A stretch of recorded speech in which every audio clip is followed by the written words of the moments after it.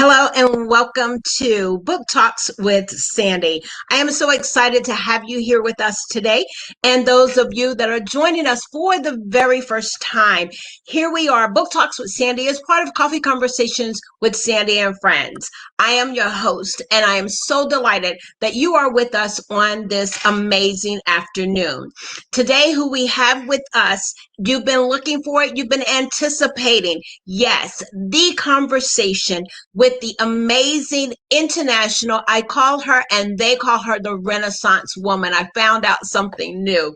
And we're talking about none other than, yes, Ms. Dawn Lieck and this anticipating book that will be released on May the 13th. You all been looking for it. And what is it? It is Remove the Mask, Share the Crown. Come on, say it with me. Remove the mask and share the crown. I do want you to stay with me. And yes, we will be right back in just a moment.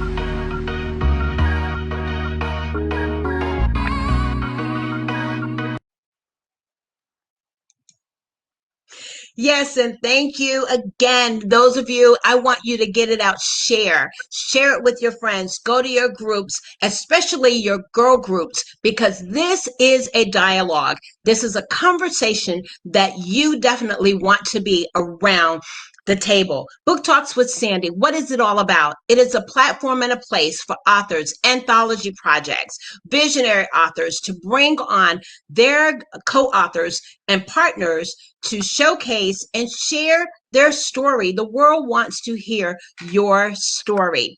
At this time, I am going to just really open it up and we're going to bring on these amazing authors. Yes, and Dawn herself. And I want to make sure you all stay with me and we're going to bring Dawn on. And let's see, there she is. Dawn, are you with me?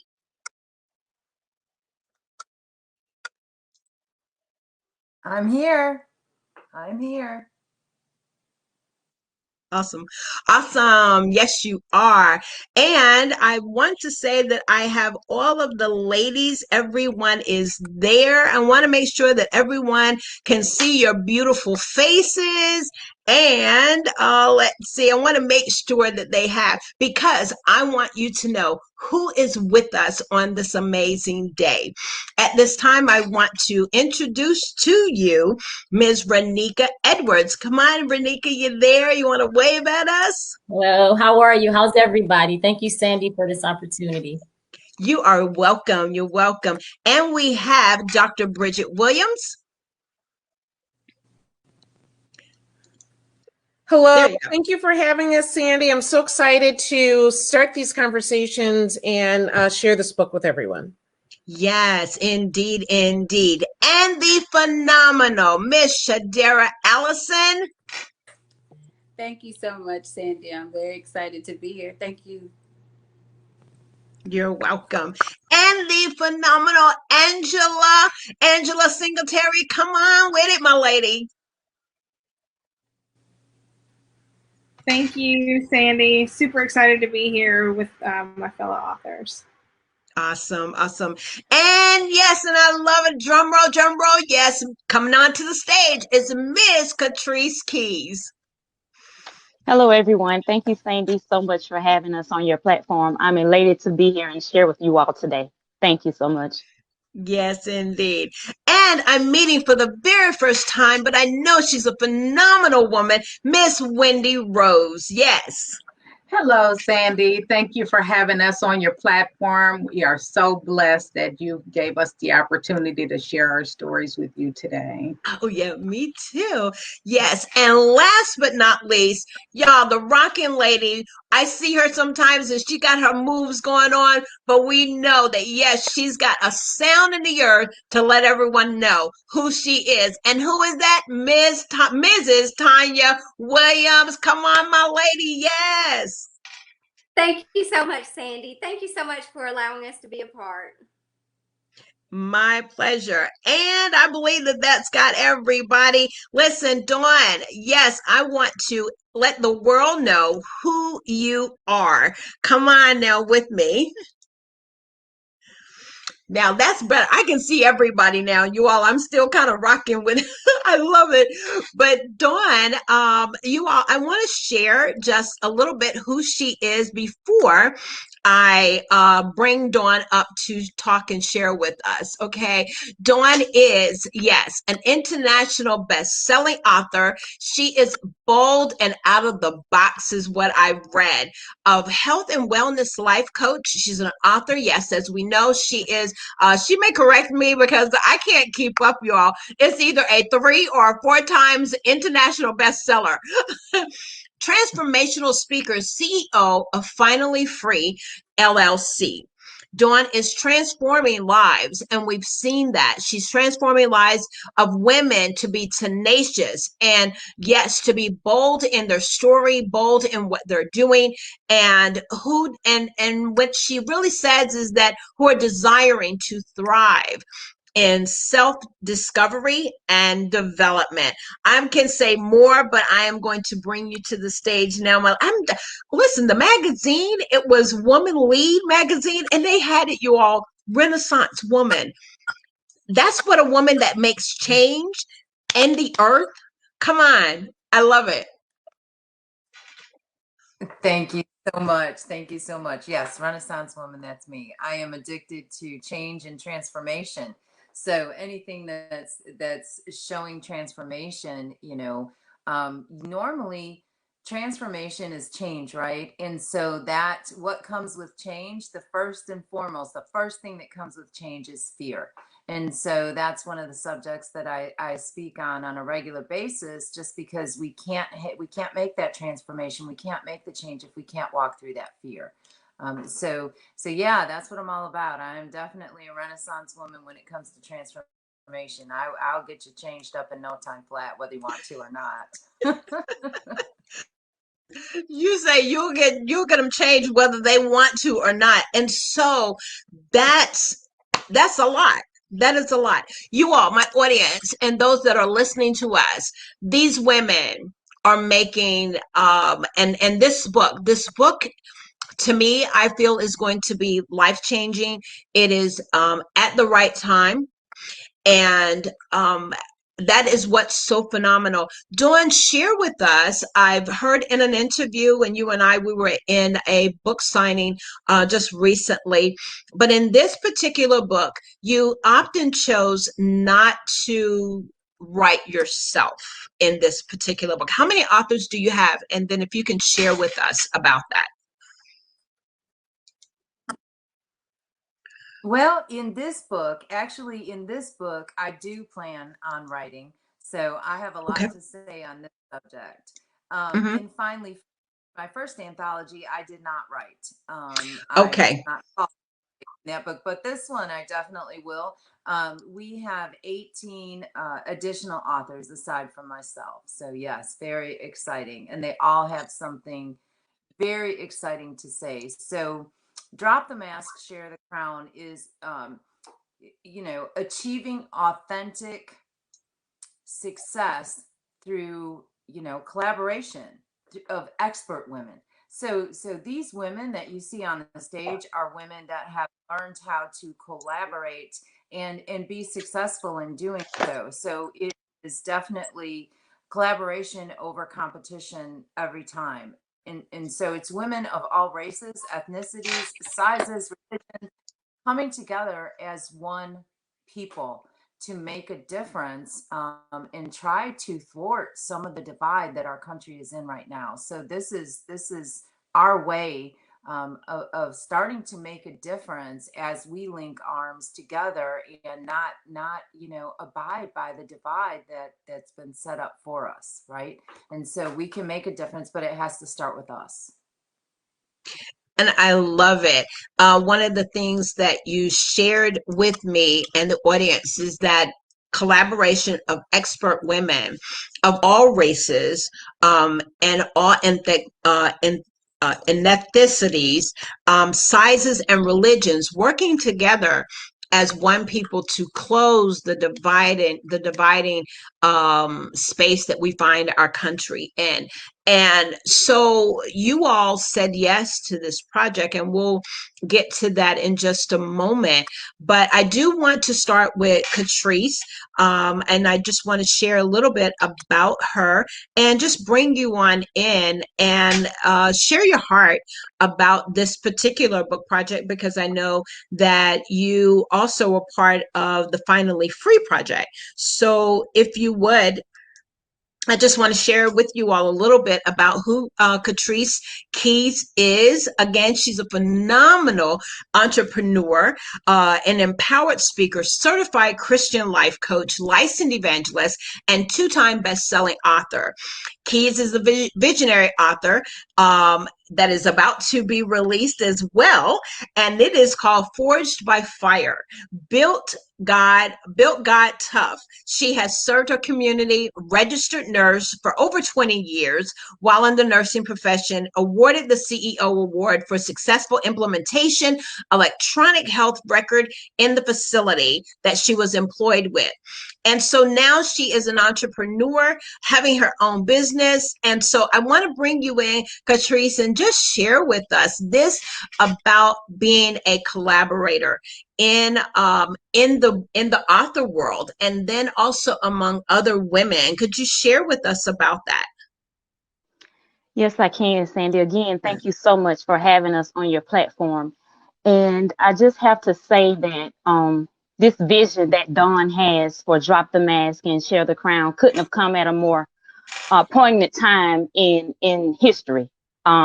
Looking at what we're going through with the racial divide, and not only racial divide, but divide between women as a whole. There's one thing I've learned being out here in the entrepreneurial streets now, is that there's a lot of competition. And most of the time, we when I think about it and I go back to my childhood, I realize that a lot of that was instilled in us as little girls. It was instilled in us to you want to look better than her, and you want to dress better than her, and you want to wear the best. And if she doesn't, then she's in the other crowd. And that's some of the things that we've brought over into our adulthood. And what better time now to shine the light on some of these things that are going on. Me being a Black woman, there's a lot even in our race that we struggle with, dark-skinned women and light-skinned women and natural hair and straight hair. And it's just the competition, and it's just so much pulling down of one another. And then moving outside of my race, coming up as a little girl, and I talk about it a little bit in my chapter. My grandmother was a cleaner. She cleaned houses, and she raised children for the elite white in the community. And I can remember her coming home telling stories about some things that she experienced, and those experiences spilling over into me. And then me in my own mind as a child, building up stereotypes, thinking that everybody was like the people that she worked with. And so then when I get a certain age and go out into the world, then I'm looking at everybody like, oh, you're the same way that person was to my grandmother, and you're the same way to that person. And you carry it over into your adulthood. And it's just like you stereotype. And it's something that we need to shine the light on, because God placed us all here. He created every one of us. He took his time to fashion each and every one of us, whether we're black, white, blue, green, purple, red, whatever. He fashioned every one of us. We came from the same. So then what's the what would be the purpose of dividing ourselves? Couldn't we be so much more powerful if we could just come together?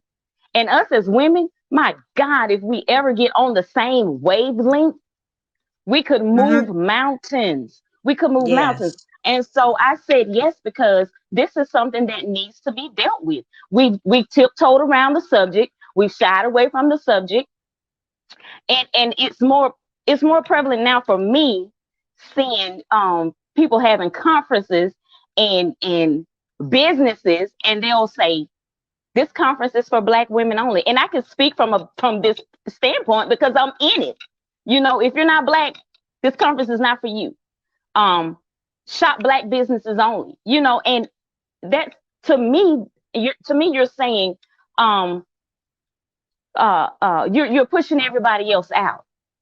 So I shine a light on that in my chapter as well. And I told Dawn I'm probably gonna lose a lot of people, but I can't go with that. I cannot flow in that current of, well, I'm having a conference, but it's for Black women only. Oh, so white women don't need deliverance, or white women don't need business tips, and Asian women don't need business tips, and Hispanic women don't need business tips and deliverance. So come on, what are we doing? Yes. What are we doing? What are we doing? I want to stop you right there, because we're talking about removing the mask. So the number one mask that I'm hearing you say is competition. Would you all agree? Competition is one of those masks. Yes, it is. And that right there, you said it. And do you feel that, because before I go on with my thought here, is that the Lord put in my heart is that, back generations, that women could not get along. And I want to start with the first, because Black women couldn't get along. That's what we heard all the time. You know, can't get along with her. Just can't get along with her. But the Lord, Shadaria, the Lord put in my spirit and said, I'm going to shout it to the top of the world and the mountain. I call it my mountain. Okay. That we are getting along. And one of the things, though, is that the Lord let me know jealousy still exists. Envy still exists. That until the Lord come back is always going to be there. But I believe that what is happening now, and that what you ladies are doing, and what I put in my heart in the circle of women that we're coming connected with, is that we're saying no. We beg to differ. We can get along. We can collaborate. So enough of me. But yes, Dawn, you are just the bomb for coming out with this book. I'm telling you, and you all said, so collaboration, we all are agreeing, you all audience, is that yes, competition. And so come on, I didn't have you next, but Dr. Shadaria, come on, coming behind that. And so share with us. I'm going to let her share with you who she is, and just how phenomenal she is, and but yet humble. God's graced her with so much. I always say, yes, she gonna be on the billboard on Times Square. Y'all just wait and see, in the name of Jesus. Come on, babe. That is good. Wow. It's always, very humbling to hear those comments, understanding where I came from. So I really thank you so much. I want to thank Dawn and all of these ladies, and you, Sandy, for contributing to telling the truth. The truth is a very, it's a necessary component, but it can be very hard to do when you have so many different social sectors, and you have to say something that's not easy to hear, but it's our reality. I'm to piggyback off of Keatrice, I'd like to say, most importantly, that we've been a nation that kind of has brushed over wounds, and you cannot put a Band-Aid on a gaping wound. You must address it. You must clean it out. You must deal with the root of a thing so that you can begin to champion reform or moving progressively towards camaraderie. What I do enjoy about these group of women is that we've committed to kind of highlighting that, hey, there's a wound there.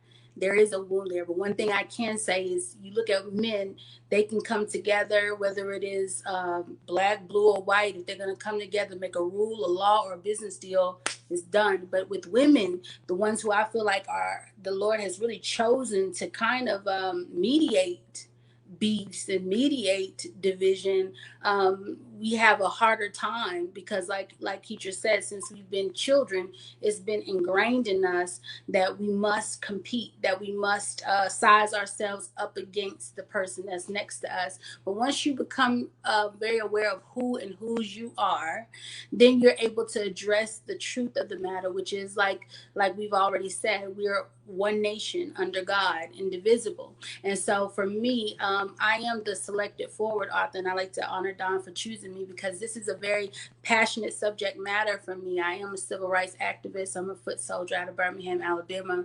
My mother is half white and half black. So my grandfather is a white man. My father is black. I have Native American, Brazilian. I have all kind of bloodlines running through me.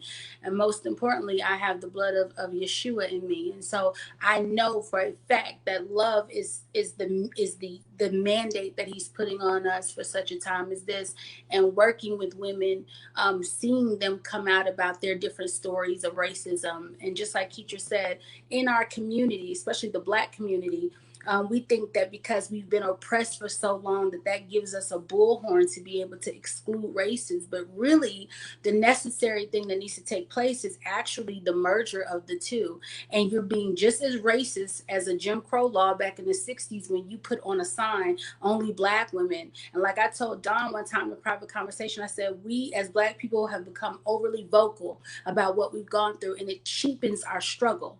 What we went through in this country, we can't put a mask over that. It was horrible. It was significantly traumatizing. It is some of the reason why Black women cannot come together today, and Black people as a whole cannot meet each other in the middle. So when we decide to become like the oppressors, and I just have to be honest and say that, because that's where it originated. If we say, oh, well, now that we were excluded, we're going to make it only so that we can get it. We're mimicking that. That cheapens our ancestral heritage. So you want me to take the blood, sweat, tears, the whippings on the back, the cuffs on the wrist, and say, oh, just so such and such can't get in here? No. What you want to do is maximize on your potential. Get you some knowledge. Join with women who don't look like you, learn in places that would not invite you in, and then you start to progressively change things. And so again, before I go into a tangent, I just want to say I'm so honored to have spoken to the subject, because it is time. And I'll even quote Coretta Scott King. She said, women, if the soul of this nation is to be saved, I believe that you must become its soul. There's a clarion call for women to step up to the plate, and I'm glad that this is just kind of like a trampoline effect to what's going to be happening next. I'm happy to be a part of it. Awesome. And thank you. Yes. And I did know that, yes, you are the forwarding author of this amazing project. Dawn, you've heard Catrice and you've heard Shadaria share their heart.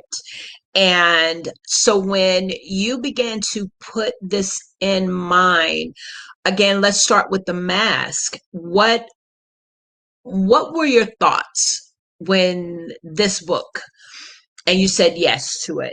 What was something that was saying, okay, that's why this book has to come forth?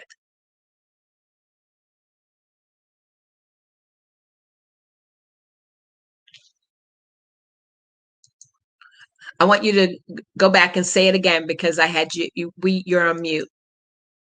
Okay, let me unmute you now. Okay, I'm still, there we are. Okay, so there are so many reasons, I see these things on a regular basis, with all different ethnicities, and so for me, it infuriates me whenever I see any type of racism. Mm-hmm. But it has just, I don't speak on politics. But for me, just observing what the country has gone through, in the past year, what I was seeing was two political parties fighting against each other, figuring out a way that they could move the people in their direction, and using the people as pawns in their game. It had nothing to do with the people. And so in using us as pawns, a lot of us just fed right into it. And that is one of the things that has created such a divide in our country is, like Shadaria said, educate yourself. Educate yourself on what's going on, and then make a conscious decision on what you want to do, or what your opinion is then. Don't just follow the masses, because it's not always what it seems. And so for me, I'm seeing it on a regular basis. I'm seeing it with Black women. I'm seeing it with white women, Asian women, Hispanic women. I'm seeing it in this big conversation about, I can't work with her, or I can't do a project with her, or do something with her because she's going to steal my ideas. The bottom line is your success. There may be, and I'm not saying that you can work with everyone in the world. I'm not saying that. But there's maybe 1% that are not going to do you right in a collaboration. That's just a given, no matter what race they are. Okay. But the other 99%, there can be, like Keitra said, we can move mountains. We can move mountains if we just link arms, but we can't separate ourselves. We cannot say, Black women only, white women only, or, this religion only, or it can't be cohesive if we continue to divide ourselves. I see what was so alarming to me is I was seeing things when I look at the country. I see things going back to almost to segregation days. And it's like, have we worked this hard to get this far to reverse it? On the words of listening to others that are not speaking intelligently, and everybody has their opinions about everything. And I know this is probably, going to be a very controversial book. But it's the elephant in the room. It's a conversation that needs to be had. And I felt called to be the one to have it. And so be it. I'm being obedient, doing what I was called to do. And here we are. So. And that's it, your obedience. And I'm really glad. Something hit me, ladies, that I believe where it really stemmed from, sometimes within our own families, because I believe Catrice has said it, is that you may have had a sister or a cousin that either was one or two. They were either darker than you or lighter than you. I want to hear from Angela, because we've heard two females that are of Black race. Shadaria has a whole different, she's got some bloodlines going on there. But come on, Angela, share with us. And before you do speak, I want to share about this amazing woman. Those of you that are not aware, she was on the cover of Coast Women's Magazine, and I want to find her information so that I can share with you about this amazing woman. Okay, who is Angela Singletary? She is a successful life and wellness coach, best-selling author, motivational speaker. She is a native of the Mississippi Gulf Coast. Angela has always been a natural counselor. She combines her empathetic and positive coaching style with passion for wellness in her life and wellness coaching business. Purpose by Angela, or Ange, excuse me. She carries a bachelor degree from Tulane University in health and wellness and certification. I'm not going to go on into those other things because I want to shine a light that those of you that are watching us for the first time and having the conversation, Angela stands 4 feet tall. She's 4 feet tall. She has a commanding and confronting presence. Let me tell you, yes. Often told by strangers that they can tell her anything. She takes pride in showing others how she sees them in place of the negative self-imagery carrying around. And so I want to bring her on. She is a person of dwarfism, and she understands the struggle of marginalizing communities and fights for equality, equity, and fairness. Come on, Angela. You are amazing. We love you. And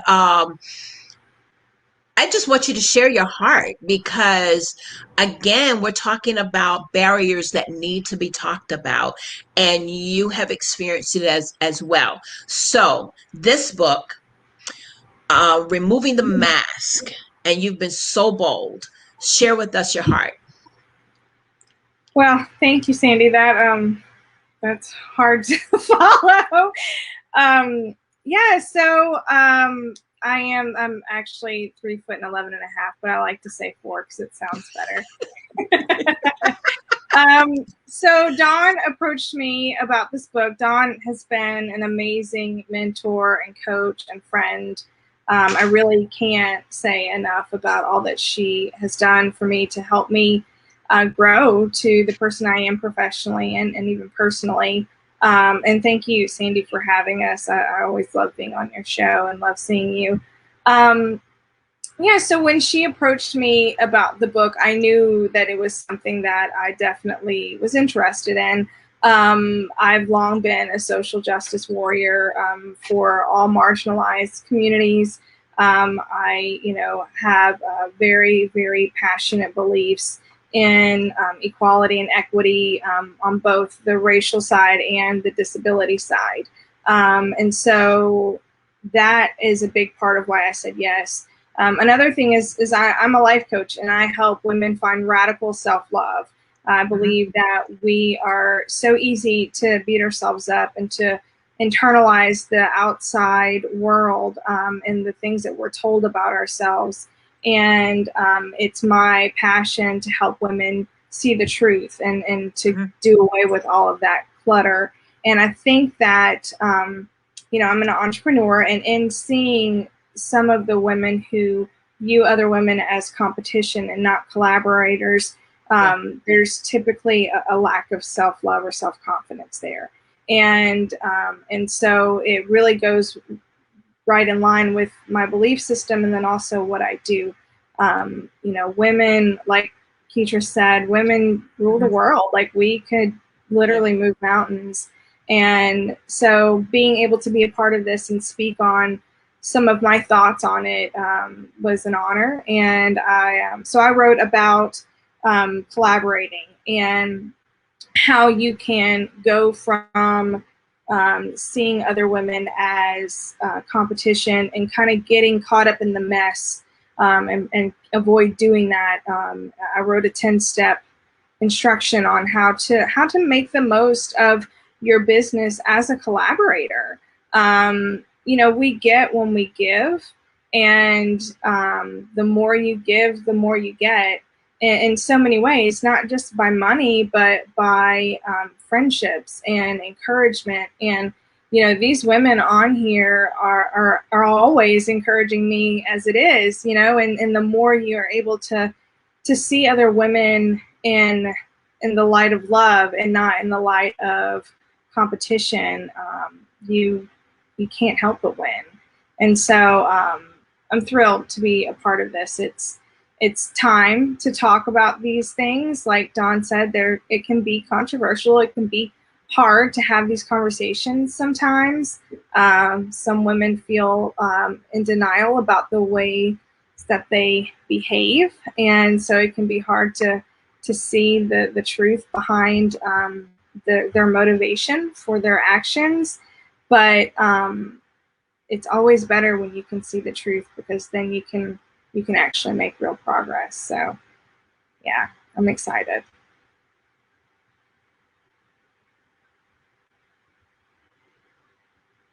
You're muted, Sandy. I know. I'm just talking and I'm looking for a mute. I see you, Dr. Bridget. She's laughing with me though. You just said something. So we talk about the crown. See, things pop out at me. And so the jewel in your crown, audience, ladies, is to have love. Let that be one of your jewels. Another jewel is collaboration, positive collaboration. I see that as a jewel. And this is an example of one of those jewels. The theme, I'd like to bring on Wendy to share your heart with us. Before she comes on, I want to share with you, audience, who she is. Who is Miss Wendy? Wendy Rose. I love the name. Wendy Rose is a CEO and she's a founder of Beautifully Integrated with Love, LLC. I told y'all, one of the crowns, one of the jewels. And Self-Love Redefined helps professional women who are ready to overcome a life of abuse, define the purpose, and live a life of freedom. Overcoming a life of domestic violence and sexual assault. Wendy is a licensed practical nurse, a transitional support specialist, and an educator. Uses her 20 years of experience to empower women to redefine self-love through self-confidence, self-awareness, and true happiness. What a way with that kind of I want to say background and passion. I hear passion when I read that. To help women to, yes, remove that mask and share the crown. You can now tell other women about the benefits of sharing their crown. Come on, talk with us. Well, Sandy, an audience that is, I think about this project here is each one teach one, and no man left behind. And I am my sister's keeper. It's like different phrases that come to me when I think about this project.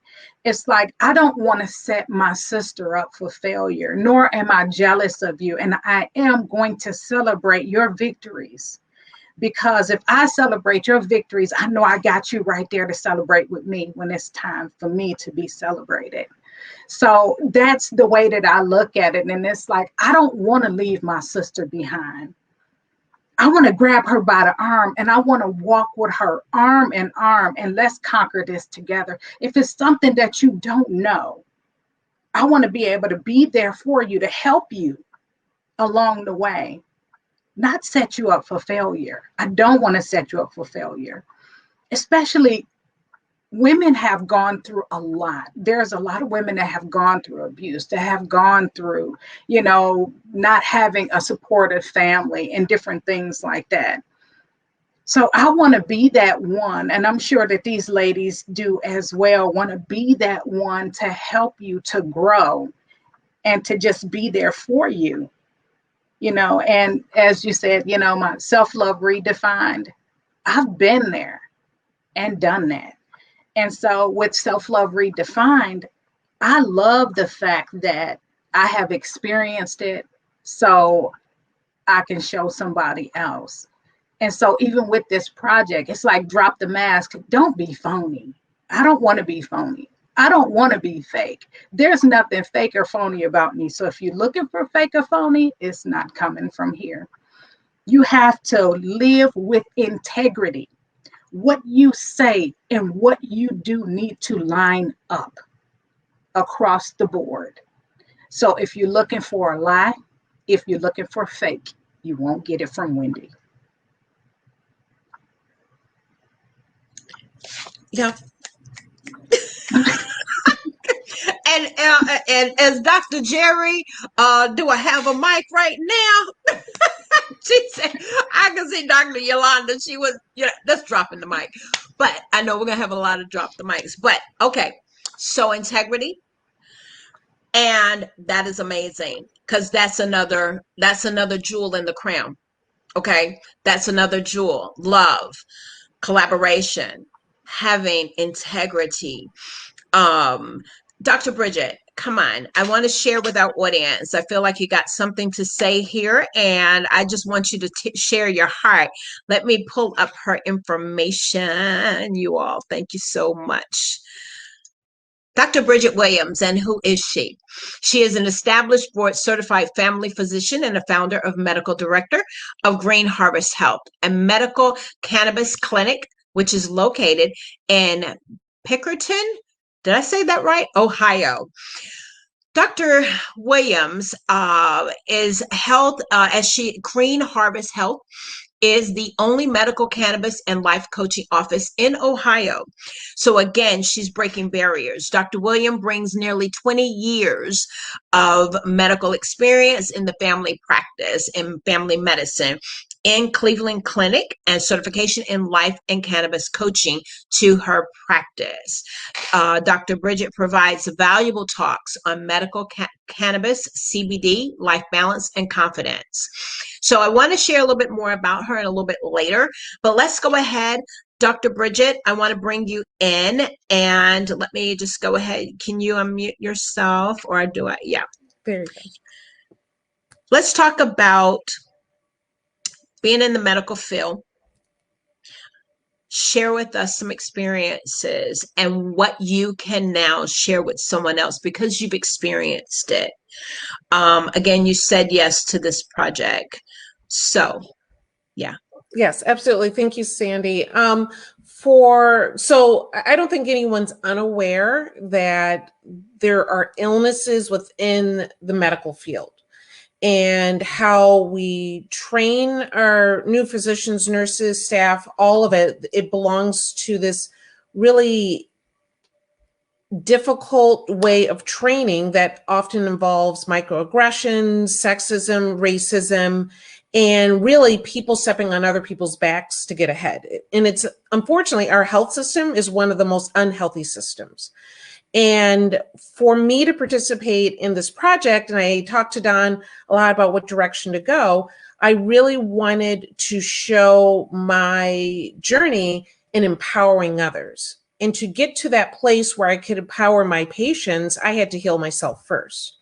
So being a part of, a large medical system and eventually really being beaten down by the racism and sexism and hazing and the day-to-day microaggressions that I think we all experience as women in one way or another, I had to eventually, you kind of almost normalize it.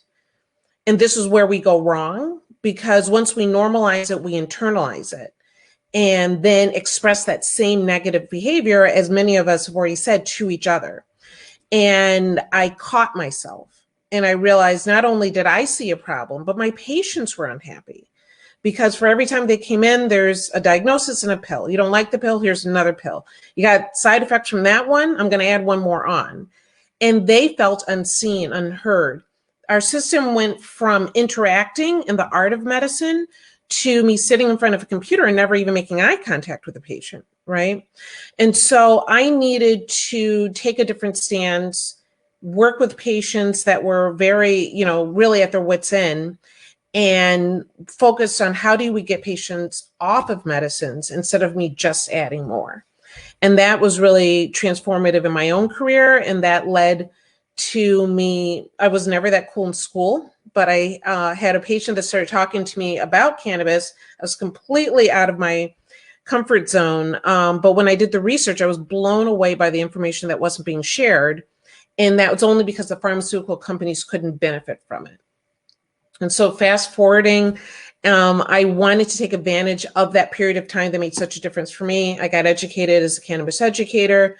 I was going to just join another practice, but decided to open my own offices and make life coaching and all their holistic practices the center of what we did. So I believe empowering the patient is sharing the crown, right? Because our current system says that the medical professional should keep the crown for themselves and gives out little tidbits to whoever, right? No, share the crown. The patient is really the focus here, right? And if you can empower them, then they can do anything. So. Wow. I see you. I'm right there with you. It's like, yes, you go, girl. Oh my goodness. Okay. All right. Tanya, come on. Right now, I just got to bring Tanya on because I'm like, that was one of those. Yeah, let me throw my shoe. You got me. Yeah. Oh my goodness. Oh, come on, Miss Tanya. Yes, ma'am. Well, first of all, I think in order sometimes to bring about change, you have to be the change. So that's one of the reasons why I wanted to be a part of this project. Me and Dawn, we share a lot of similarities, and you know, as I've started in the speaking arena and things like that, even the life coaching arena, um, my tagline is I want to help someone else be the best version of themselves. You know, on social media, we're constantly watching everybody share their highlight reels, and there's so much pettiness that goes on behind the scenes. I share a little bit about how everything's a little bit about competition, and you know, I've paid for a service and not really gotten what I've paid for. I've been, you know, called a different name on live, you know, interviews, and you know, or just little things, you know, my interviews been cut short. There's just been a lot of pettiness that goes on behind the scene, and I really want to highlight that because I think, you know, teamwork makes the dream work. And you know, when you collaborate, your people become my people become your people, and there's power in numbers. So in order for us to bring about change, we've got to highlight both the positive and the negative. So I tried to do a little bit of that in my chapter that I wrote. You know, I find myself really being embraced more by the Black community. I'm not having any of my white sisters or any of the white community call me to speak for anything. You know, that kind of makes me think, you know, why is that? You know, as Catrice spoke earlier, you know, I'm all for, you know, Black businesses and seeing Black women and, you know, Black entrepreneurs like do their thing. That makes me proud. I love to shop with these women, you know, or these establishments. But at the same time, it does make you kind of pull back and makes you feel like, well, what about me? And, you know, I think we're in an area of life and of this time where, you know, we're going to have to all just come together and unite and, you know, really in order to bring this country back together. So we can't be afraid of those complicated conversations like Shadaria talked about. You know, if we want to be, you know, see change, we have to be the change. So there's going to be times where, you know, we don't want to have the conversations off scene and stuff like that. But, you know, I wanted to really highlight some of the things that's happened to me so people can more, I guess, be more aware of it. I've even had people to tell me after an interview, I've tried so hard not to like you, or I don't like the fact that, you know, you're married to a Black man. And, you know, I had to look at that and I'm like, why does that even matter? If you have me on here to highlight my book or what I'm doing, why do you feel the need to tell me that? You know, so I wanted to really highlight some of the things that goes on behind the scenes of these people who portray what they're one thing on social media, but maybe there's something else behind the scenes, and really highlight that if we're going to be who we supposed to be, then that's what we need to be on camera and off camera to one another. And you guys know me, I don't care to really ruffle feathers. You know, it doesn't matter to me. I step on toes. That's just what I do. I don't sugarcoat things because I believe when you sugarcoat it, you know, you're sweeping things under the rug. You're letting that person know it's okay that you did that to me. You know, I've recently just had, even since we've started this book, it seems like God just keeps exposing more and more people that I have in my circle. And it's even close people that's been closest to me, even in a sorority. You know, you think those are your sisters, you're your sister's keeper. And even those people, I've had them to really just use me in certain situations so they can get ahead and you know, maybe. And I've been one of those people that if you just ask me, I'll help you. I'll connect you. I'll connect you with the people that I have, because I look at it as sowing a seed. I don't help people to gain $1. I help people because I believe there's something in you. God has put something in you. And, you know, I want you to be the best version that you can be. And there's enough room for all of us to succeed, all of us to eat and eat well. But we really got to come together as women. Like Shadaria said, men can do it and they don't bat an eye. But for us, for some reason, as women, it's always competition. And it's okay that we may all be in the same arena or doing the same things, but we all have special gifts. And the one thing about it, if it's for me, it ain't for nobody else. Because you can try to duplicate it, but if God has done it for me, baby, you may get a like or a comment, but you'll never elevate to the level because that's for me. So we got to stop being so petty about, well, you're a life coach and I'm a life coach, and being in this, competition. I have no problem. I don't believe in coaching people and faking the funk. I coach from real life experiences.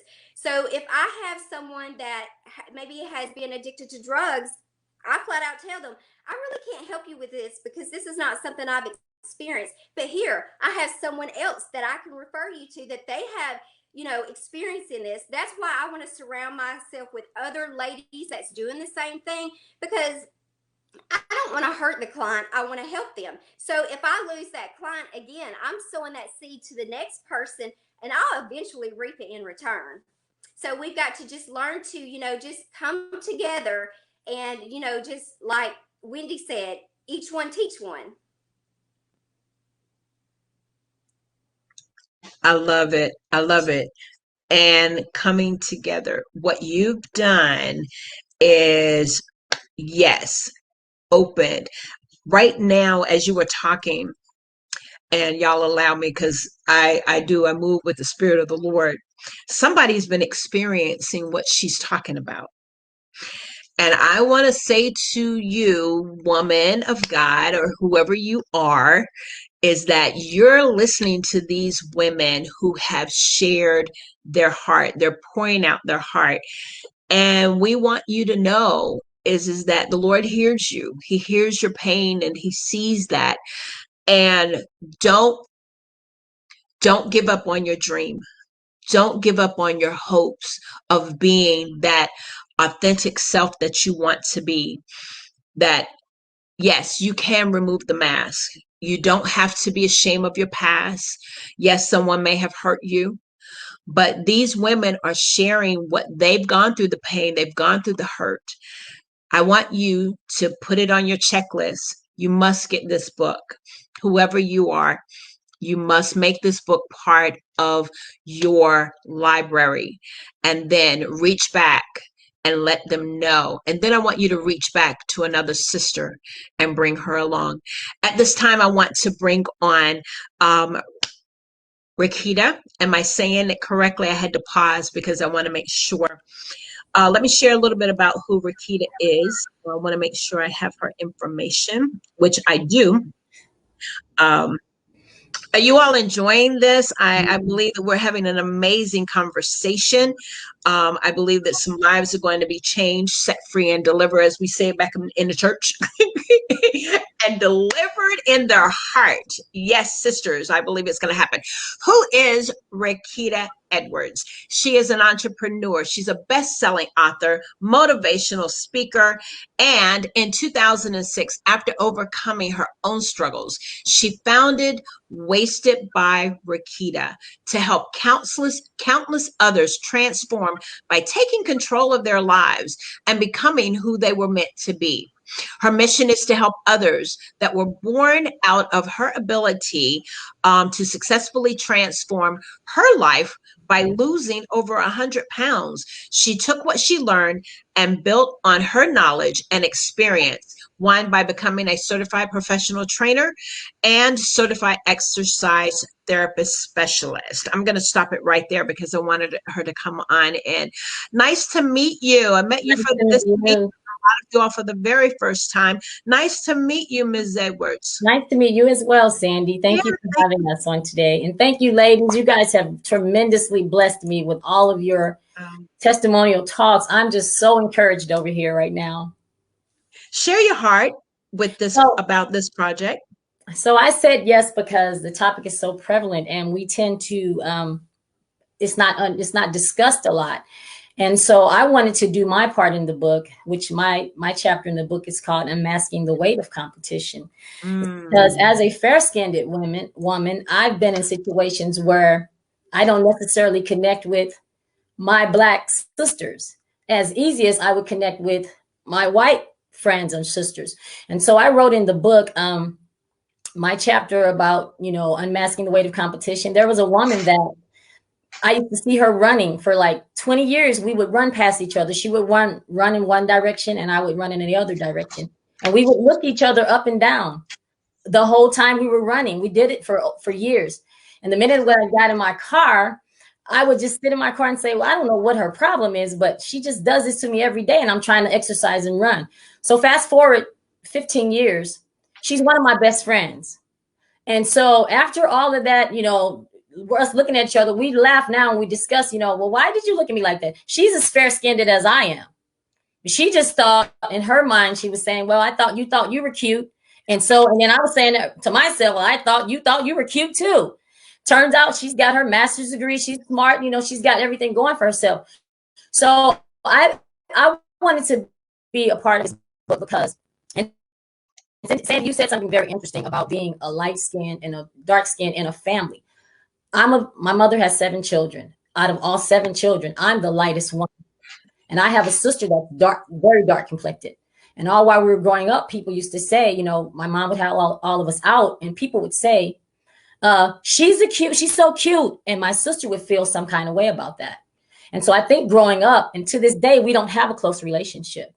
And so when I wrote my chapter, Unmasking the Weight of Competition, I wanted to sweep all of that I had under the rug. I didn't want to talk about it, ever to discuss about it, until the other day when I was having a conversation with my other publisher. We were having a conversation and she says, Rakita, there's so much greatness in you and I need you to pull it out. She said, the first book you wrote, that didn't affect you, but there's something that is affecting you from what you walking in your greatest potential. And there's something that we need to pull those layers. So we began to talk. And she told me, she says, there's somebody in your family that kind of said something to you. And I was pushing all this stuff under the rug. And so now I'm realizing that that's a topic that should be discussed more in a family, that you're light, your sister or your siblings are dark. There's going to be some kind of tension and it should be discussed. So I'm just happy to meet all these women. And what you said, Sandy, I was like, well, that's confirmation for me, because my next book is going to absolutely be about that. So I'm just here ready to share the crown with, there's so much competition in the world. And I feel like I want to be the one to make a change with the rest of my amazing authors as well. So I'm appreciative about being here. Awesome. Dawn, I want to bring you back to the stage. Those of you that are listening to us for the very first time or have tuned in, you are at the table, I say, with these amazing authors. They are international speakers. They have graced the stage in this virtual world that we're in, but not just the virtual stages. They have graced the stages nationally and internationally. But yet they have made a decision to, as I say, let others in their world. And why? Because I've heard we are our sister's keeper. No longer will we allow, another author has said, is that my sister, I've got to bring her with me. This is such a heavy subject. And so if you are listening to Book Talks with Sandy this afternoon, I do want you, and you're just coming in, go back and listen to the replay. And then I would even say, put it on your checklist. You must get the book, remove the mask, and share, and not the and, but share the crown. Remove the mask, take it off, because we have to. It's no longer a competition. We cannot be competing if we're planning on succeeding. And there's another generation that is behind us, that is watching us. I do want to bring on now, let me see, who do I have left? Dawn, yeah, I was talking to you. I wanted to bring you to the stage because I want you to talk about the generation of women and young girls that are behind us. Do you see that this is very prevalent, that we have to have this conversation? Absolutely. It's one of the most important conversations in our time right now. This is the time. I talked to Shadari about it when I had the idea, and we really went over it and went through a lot of scenarios for this topic, because there's a lot of different opinions about it. And so, the bottom line is that we all have our differences, we all have our opinions on things, but the bottom line is we all need to be proud of who we are, no matter who we are, no matter what our skin color is. Let me do this. Whatever our race, we need to be proud, but you don't have to be anti something to be pro That's something right. else. Just be acceptive of everything and everyone, and women link arms and work on this together, and it can just be an amazing change, I want to bring out, I'm learning this. I want to continue the conversation. Shadaria, since you mentioned that you and Shadaria, I know how to do this, ladies. I'm just going to move you guys and bring these ladies on, because I want to have this conversation. Y'all, I'm learning more and more about StreamYard. Okay, there we go. Thank you. Y'all, I'm learning this. Okay. Talk about that conversation that you all had. Well, first of all, let me precursor it with, I absolutely love Dawn Lieck. Dawn is a phenomenal woman, and she has an expansive mindset to where we can talk about the hard things without it looking or feeling offensive.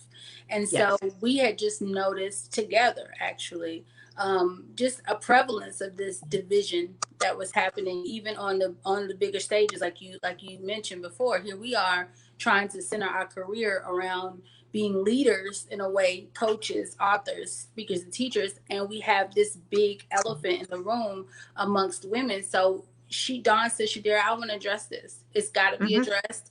And we were trying to come up with names and trying to come up with just themes. And even like, I think that me and Dawn were together. I did design the cover. Me and Dawn were together when I said, Dawn, I found a white girl and a black girl, and the black girl sharing the crown and the white girl's pulling the mask down. It was that cohesive because we were living it. And I think that Dawn is kind of a champion of a sort of this kind of thing, where she has brought into her reality things that people just do not want to talk about, and her fearlessness about it. Really talking to a black woman who is an activist, because I'm going to say this.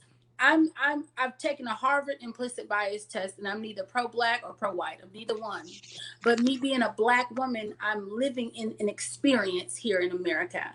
And I've been able to share that with Dawn candidly, and she's been able to share her experiences as a white woman. And when we came together and talked about it, it was very healing, because I am a black woman that's used to having a lot of white friends, and more conflicts with my black girls.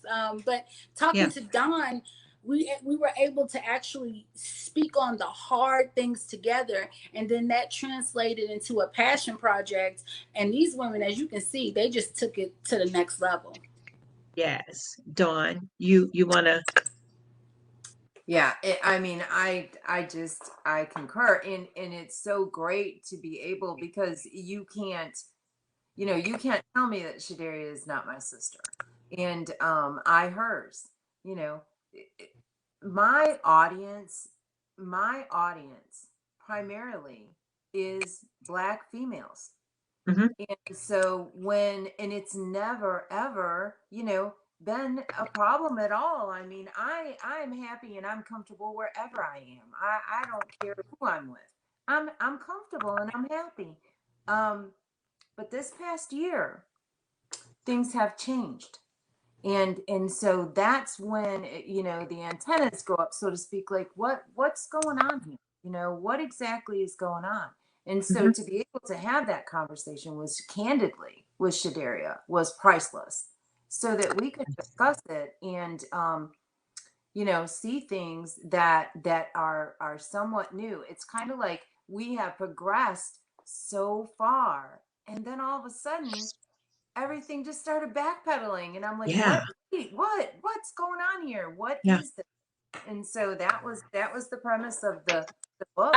I saw what she was saying. There was this Black women's thing, and it's one thing for you to be a Black woman and be proud of your heritage and want exclusivity as it pertains to monetary provisions, because Black women have felt, all along excluded from wealth. And Yes. so now that there has been, like she said, over the last year, a major racial tension, which it really is regurgitation because we need to heal it. You see Black women now, instead of championing us becoming educated in wealth and us becoming collaborators. And you would think if Dawn is atypical, you would think that you would need to talk to a white woman if you're trying to get money, if you're trying to progress. But now we've created these like exclusive clubs where we're like, Blacks only. I have friends that have, African American tailored programming, but they don't exclude white people from them. And here, me and Dawn, we're talking because I started noticing along with her, where this synergy of I'm just gonna say it, segregation. It was like Black women only. I'm only giving this information to Black women. I'm only giving this opportunity to Black women. And my thought on that is, I get it. Like I said, we've gone through so much in this country, oppression-wise, and illegitimately scrutinized by higher political hierarchies, and then on a basic level. But never, ever has it ever been our, or even God's intention, I think, for us to live under the subliminal message that division is actually the answer. A kingdom divided against itself can't stand. So you mean to tell me that Dawn, who has been fiscally supportive to a lot of us, okay, let's just keep it 100. Don't call me to the stage. I'm gonna keep it real. She's been 100% fiscally supportive. Ideas. She's been some of the reason why I've gotten a lot of clients, even in my current business. And this is a white woman.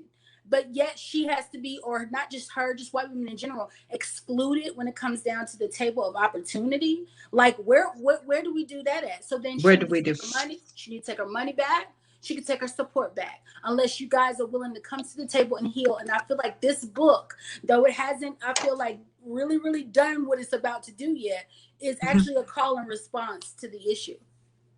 Yes, and it is. You all, I'm going to bring in the authors again, and thank you all with y'all's permission, because I wanted us to get in that room and in that conversation, and we all just did.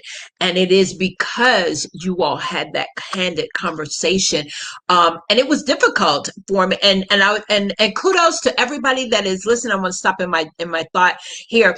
Dr. Renee, she is just, y'all, let's give a shout out to New York. New York. We need to take a girls trip. See our sister. Yes. And Dr. Joe Harris, yes, she's saying so true. And then we have some others that have commented. Michelle, she says, when God wanted to change, he brought a woman or women. Look at the great women in the Bible, she says. Your support from all of these individuals. They're saying beautiful ladies.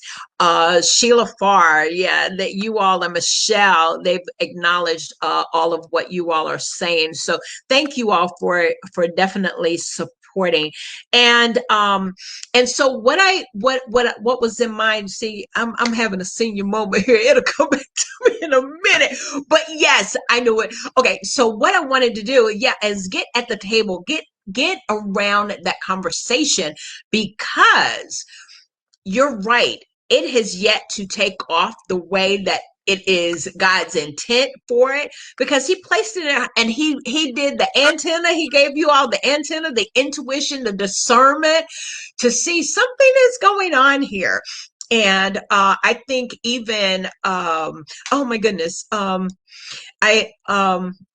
I'm sorry. I didn't mean to do that, Wendy. But yeah, and even now, many of you all may not even know, Catrice, if I can just share, you've had the privilege and opportunity, sister. We all love Dawn. Dawn is like our sister. Yes, indeed. But you've been in her home, and so that lets you know the heart of this woman. I too, even before being in her presence, I look at her, she's my sister. All I can say between her and I, that we know she helped me improve on some things. And because of that, I didn't take offense. I was like, yes, she helped me. And for that, I will ever be grateful for her. For that. I want to, now that I've gotten the maneuver here, I want to bring two of the authors in along with Dawn, and then each of you will get that opportunity. Angela and Wendy, I'd like to bring you to forefront, and Dawn, if you will stay with us while we bring Angela and Wendy on. Is that right? Yeah. Okay. And then so come on, ladies, talk to us about this book. And I know you gave us your chapter. What is it that you would like for the reader to take away? Wendy, I'll start with you. Okay. My chapter is Lead by Example. Okay. So many times we are in a leadership role as a manager, and there's so many people that we are responsible for. But the one thing that we should not do as a manager is bark orders at people, especially if we're not willing to step up to the plate and do it ourselves. So leading by example is one of the biggest things that's a pet peeve of mine. And watching so many people, like the first person that we watch as an example is our parents.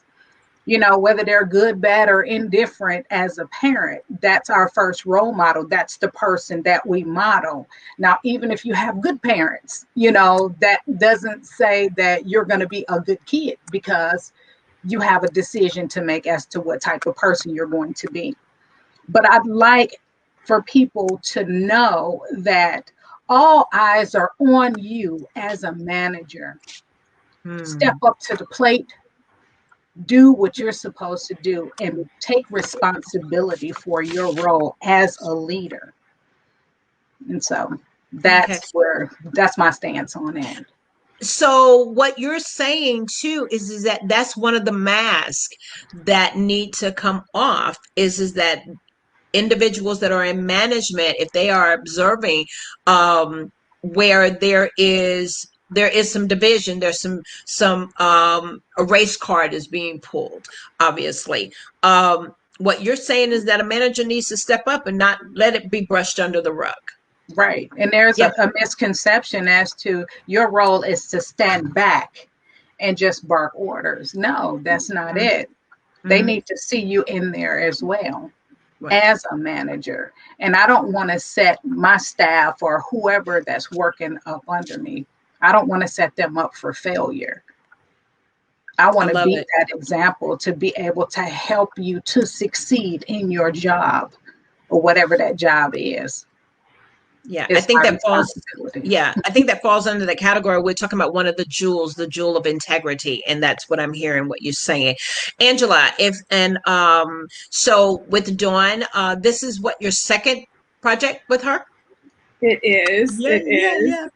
And so let's talk about I gave some jewels today in this crown, and so the jewel of love and what you've heard the heart of your co-authors today, would you say that is one of the center jewels?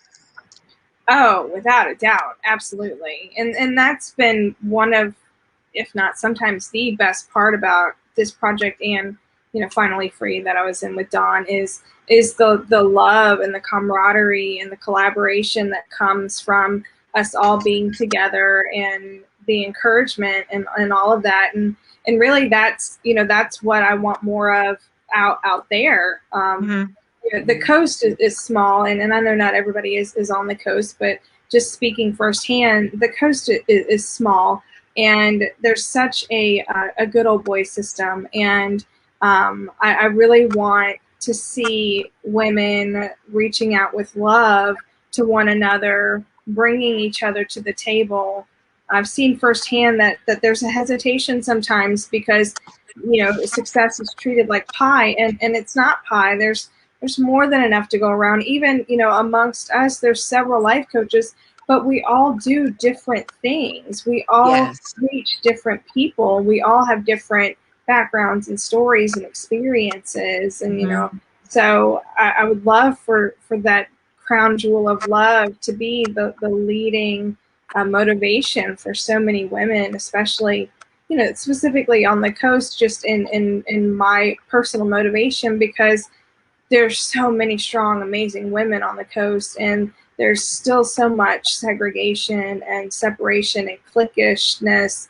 And I think that we're only hurting ourselves. Like, we're not doing ourselves any good. And build a bigger table. Like, we don't have to all crowd around.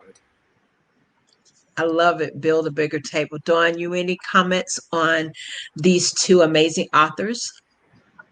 They have pretty much said it all here, and just, you know, the work, there is so much to go around, and just like Angela said, you know, how many life coaches do we have on the call right now, right? There's so many people doing anthologies. There's so many people, you know, but no one is going to do it like you. And so just go with it. There's not any competition. There is, you need to get out of our own way. And by, you know, like Angela said, the segregation piece of it, you are cutting off huge opportunities for yourself. She's correct. We are not hurting anyone but ourselves by eliminating any group of people or any women. You just never know what miraculous things that the next woman can bring to your table. And so if you do not pull out the chair and offer her a seat at your table, you will never, ever know. And you're limiting yourself immensely. Wow. That's a nugget. Y'all grab that. Okay. That is a nugget. Thank you, ladies, for gracing the stage. I'm going to now bring up Rakita and Catrice. Okay. Thank you, ladies. I appreciate you all. Let me see here. And I'm also going to bring up Tanya. Okay. All right, ladies, as we just had pretty much the same kind of conversation, I'd like for you all to also share with us. You've shared your heart, and in this going forward, again, we've heard the two authors talk about how the coast and having a bigger table. What would you say to an individual that might be new to the table, Tanya? I want to encourage you, just do it. And, you know, don't be afraid. Just about everything that I've done, I have done it afraid and not knowing or not what to expect. And, you know, I think sometimes that's how, you know, God rewards us for being obedient. And you don't want to block anything or any door that's been opened for you by being afraid or maybe being petty because you may not know something about that person, or, you know, like Miss Edwards said earlier, you know, she ran past that lady for years, and, you know, she thought, you know, she thinks she's cute, or I think I'm cute, you know, or whatever. And a lot of times it's just miscommunication because we don't take the time to really sit down and talk to one another, or it is an elephant in the room about everything. You know, if somebody makes you feel a certain type of way, I'm in a new bold season. I don't know really what God's got me doing, but I've been bolder than I've ever been before. So, you know, if somebody does something that offends me or kind of makes me look side-eyed at them, I'm in a season where I'm calling them on that. And I'm like, hey, you know, why did you do that? Or, you know, you made me feel this type of way, and give them a chance to explain why they did it, to see where their heart really is and their intentions really are, you know, before I start to judge and say, oh, well, they're just using me, or they're doing this or doing that. You know, so I'm giving them the opportunity to have the conversation. And just sometimes having that conversation, it's just like a text message or an email. You know, we can sometimes just misread a text message, but if you actually pick up the phone and call somebody, you know, we might have read it totally different than what they meant. So just really take the time to get to know people. Yeah. I love it. And yes, we previous conversation was about one of those jewels of the love, and as the late as Angela was saying, is that that could be the leading crown jewel that's in there. And what I'm hearing you say, and that's another crown, a jewel in the crown of being bold, as well as integrity, but knowing how to do it with love, and not aggressively. So good. I love it. I love it. Rakita, yes. Now, so again, we're looking at removing the mask of competition. You're in a world, you're helping individuals feel better about their bodies, but they're dealing with those things that they've been wearing a mask, maybe in denial. How would your chapter help that individual or individuals that could be experiencing that same thing and want to remove the mask of denial? That was one of the masks I felt like that, and fake and phony. I believe one of the other writers had said that, Wendy, I believe it was. Yes. Yeah, so I think right now we're in a time of this is a year of woman, and I think if we just learn to collaborate with one another and stop all the competition and the pettiness, I think we can change the world collectively. The Bible speaks about our gifts will make room for us, and if we just really just focus on that scripture, knowing that you don't have to be upset with Mary or Sally because they're doing something. If you have a gift, God is going to infuse you with the power to do whatever it is that you're supposed to do. And you don't have to be mad at the other girl or the other sister that's doing it, because your gift is going to make room for you. And so even with my clients, I tell them, when they start losing weight, you don't have to, and the other girls are saying, well, she thinks she's this because she lost that weight. We don't worry about those things. We internalize the confidence that we have, and we use that and we help somebody else. You can tell another woman how you lost the weight and maybe help her to do exactly what you did. So I love it. And that's having your sister's back, being a letting your sister know, yes, I am my sister's keeper. Yes, because it takes away, would you say it takes away from the fear factor? Excuse me, the fear factor, and also the fact of not letting someone in, the vulnerability. Dawn, would you agree? Is that a lot of women may feel like, okay, well, I don't want her to see where I am. But what you're saying, that's where taking off the mask, it's okay. You just never know that they're experiencing. The one with the crown is saying to the one with the mask, I've been there, girl.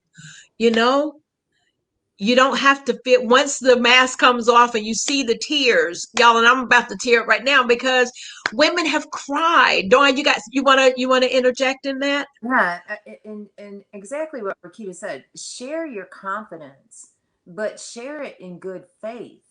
If you've learned something, if you've gone through something, share that confidence of what you have accomplished. It's not conceit, okay? It's not. Share that confidence, but share it in a loving way so that you can reach your hand back and pull up your sister. Yes. Not showboat yourself. Look at me. Look what I did, who I am. No, let them know this is where I was. This is what I did. And now this is what has happened. I want to help you do the same. It's just that simple, but don't downplay what you've accomplished because you worked too hard to get where you're at. Don't downplay. That was another nugget. Yes. Did y'all grab that one? Yes. That was another nugget. She said, don't downplay what you've gone through, how you got there. Don't downplay that success. Thank you, Dawn. That was another jewel, y'all. It was. Dr. Bridget, I'm going to bring you on. And Catrice, thank you, ladies, and for being with us. And I'm going to bring everybody. I believe these are our last two authors, and then we'll bring you back on in just a moment, okay? All right. Thank you so much. I'm going to bring Catrice. Thank you all, ladies, for being so patient. I appreciate it. And Dr. Bridget, yes, let me bring you on now. So you've heard the jewels, I believe, are crowned. It could get bigger. Would you agree? But just the right fit. And, if it's too heavy, it should be walking sideways, trying to hold her head up. I want to ask you, being in the medical field, and what's coming to mind is my question is little girls. You know, you have little girls that they don't know racism unless they hear about it. Mm-hmm. What would you say to a generation of young girls that are watching us, but are wanting to succeed in life? You know, they're doing the right thing. They're listening to mom, dad, mom, whoever raising them. They're really wanting. What would you say to her when she's hit with something maybe that you've experienced and now you're in a place to share your heart with her? Absolutely. So, you know, life is difficult for all of us. I think some people have this vision that some people have it so much easier than others. We all have our struggles and we all deal with them in different ways. And the one thing that I would definitely say is learn yourself, know yourself, because it makes it that much harder for someone to break you down when you know who you are and having that type of self-confidence. And the one thing that I share with a lot of my coaching clients, and I not only coach patients and just clients out in the world, but also physicians. And that was part of me giving back because I know what that struggle is and how the system can break you down. But the one thing that I often will say is that you are rarely talking directly to the person in front of you. You are talking to what they're sharing is filtered by their pain, their anxiety, their self-doubt, whatever it is that that baggage they're carrying is what what they're saying is filtered through that. So we have to be a little bit more patient and forgiving, because that filter changes the tone, changes what they say, changes how they see the world. If we can take a step back, know yourself, be confident in yourself, you can help other people break down that filter, right? And really get to the heart of people. So what I would share to any girl that going forward is to keep, as my mom would say, keep going on, right? Yeah. And then to know yourself is really what this is all about. To know yourself. I love it. Catrice has a daughter. She has a daughter that is a young, inspiring photographer. And I believe what you just shared, and she's got a mom. She's watching her mom do phenomenal things. There's the crown that I talked about. You've came out of the nursing field. You came out of it literally, and you are an entrepreneur. There's this crown of integrity. There's this crown of love, patience, boldness, collaboration. Share with us your heart of no longer wearing the mask, and you're walking with the crown. When you approach someone that you know they're wearing that mask, that's really not who she is. What would you say to her? Sandy, it's funny that you even brought my daughter up, because that is exactly who was on my mind at the time Dr. Bridget was speaking. I was thinking about how, because Dawn chased me down in the bathroom at Success Conference, she did, and told me that she saw something in me and she needed my number. She needed to talk to me. And how from that point to this point of me walking in what it is that she saw in me, how that has trickled down and reached over to my daughter. And even in what we're talking about now, dropping the mask, sharing the crown, competition, collaboration, the racism, it is such an amazing thing to watch my daughter be able to mingle in a crowd of women that have taken off the mask and see what she has to offer the world, and have embraced her and poured into her in just a short period of time. But I said all that to say, if we had allowed, Dawn and I, if we had allowed the barriers that have been placed by society and history, if we had allowed those barriers to rule us, then none of this would be happening. None of this would be taking place.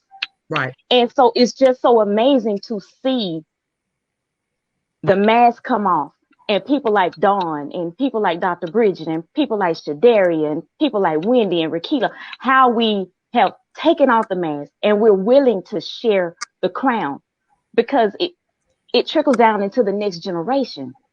Yes. They're like you said, they're watching us.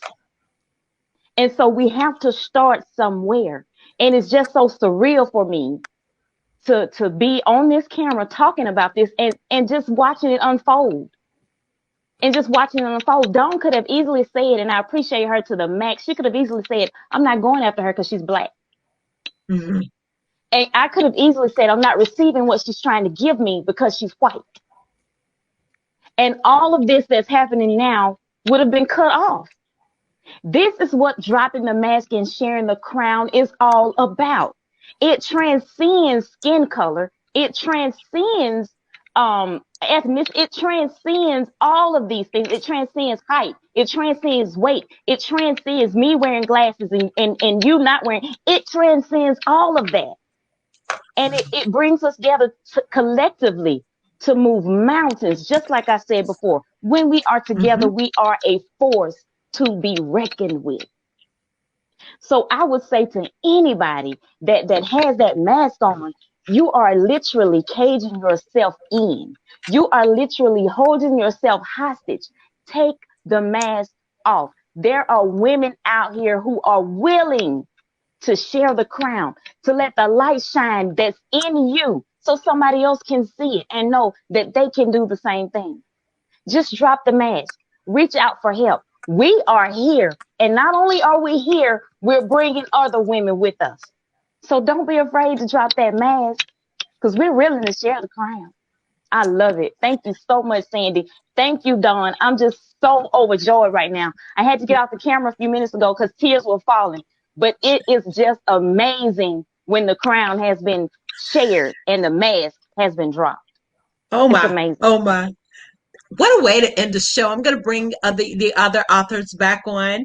I just want to make sure. Yes, ladies, you all are so amazing. And what a way to end this amazing conversation. And you all, round 2 is tomorrow afternoon. After you've had your Sunday brunch, I want you to, grab a cup of coffee, get your tea. Hey, listen, if you even want a glass of wine, that'll be okay too. Okay. Listen, I am so elated. Thank you all. I'm just going to leave all of these beautiful faces up because they are the real deal. They've dropped the mask, yes, and they are surely sharing the crown. And they even dropped the mic several times here. This is Sandy Samders of Book Talks with Sandy. Today we have, we've talked about the jewel in the crown. What is it? It is love. It is integrity. It is having patience. It is the boldness.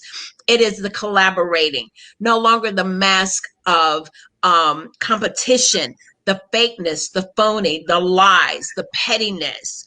What these women are saying, and I'm right there with them, is that yes, we are our sister's keeper. We're going to help you put that crown back up so we're not walking swap-sided and we're not looking cross-eyed at another sister because we think that we are thinking one thing and she's thinking something else. But like one of the authors said, is that after all of that, they dared to come to the table. They dared to, yes, hey, listen, I think I think you bad. I think you going on. Yeah, you got it going on, girl. And they come to find out they're best friends and they both are saying the same. What a collaboration. I call that collaborating. And then we have Dr. Bridget, who has shared with us in the medical field how she's been able to, yes, transcend and share with helping doctors be able to relate and communicate with patients. I'm telling you, if you've been thinking, you saw all the glitz and the glam of drop the mask and share the crown, There is a story behind the mask, and there is a story of wearing the crown. You must have this on your checklist of getting the book. Dawn, the book will be released when? It's going to be released when? Talk to me. May 13th? I'm sorry, The book will Sandy. be I was the book will be released.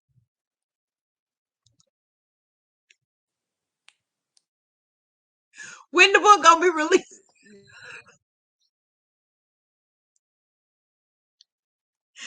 I think, y'all, we all you feel did I do it to you? the Did book I is do it gonna to you? look.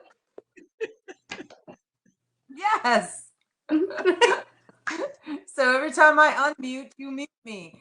So anyways, the book will be released on May 13th. So be ready, y'all. And I love you, Sandy. I love you too. Listen, these amazing ladies, you have heard it from our visionary author. Yes, Dawn Lieck, Catrice Keys, Dr. Bridget, Ms. Wendy Rhodes, Tanya Williams, Miss Rakita Edwards, the amazing Shadera Allison, and Miss Angela Singletary. Listen, you all be with me right here back tomorrow afternoon, Sunday afternoon, where we will have part 2 of the authors of what? Drop the Mask and Share the Crown. Have a blessed Saturday afternoon. I know you're going to share it with your friends. Go back and listen to the replay. And if you're listening now to the replay, make sure that you join us tomorrow. Okay, Sunday afternoon. Listen, take care. And y'all know that I love you, and be blessed. All right. Bye-bye.